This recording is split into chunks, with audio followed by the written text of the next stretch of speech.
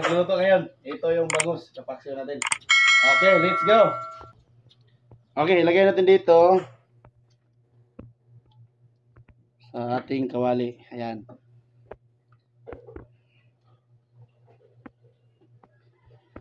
Ito yung kalahati nito, ginawa namin kinilaw. Ito. May nag-request kasi ng kinilaw eh. Ayaw kumain ng hindi kinilaw. Ito. Yan.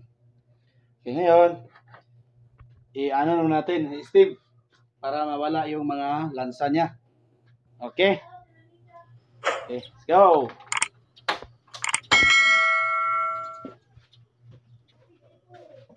At ating takpan. Para ma-steam talaga. Okay. Okay, tingnan natin kung lumabas ba kanyang katas. Okay. Okay na. Ilagay natin ang ating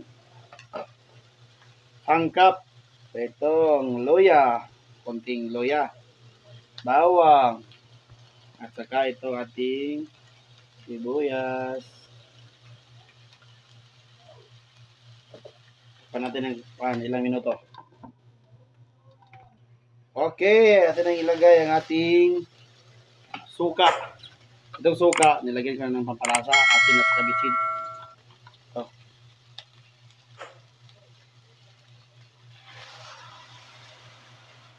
Ito. Okay. Hinaan natin ang apoy. Kasi madaling maano yung niya. Ito. Lumabas na kanyang katas. Yan. Okay. At ilagay natin itong ating kamatis. Masarap talaga ito sa sa mga paksiw, kamatis ilagay. Yan. Yan.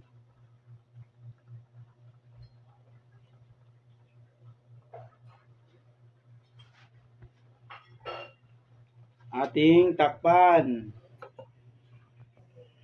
Okay, ito, tikman natin. Tikman. Tingnan natin at saka tikman yung lasa. Okay na ba? Medyo matigas pa yung kamatis. Patikim ko sa aking cameraman.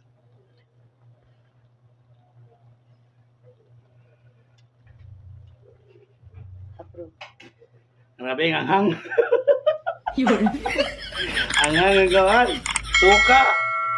Maraming salamat sa panonood sa aking video.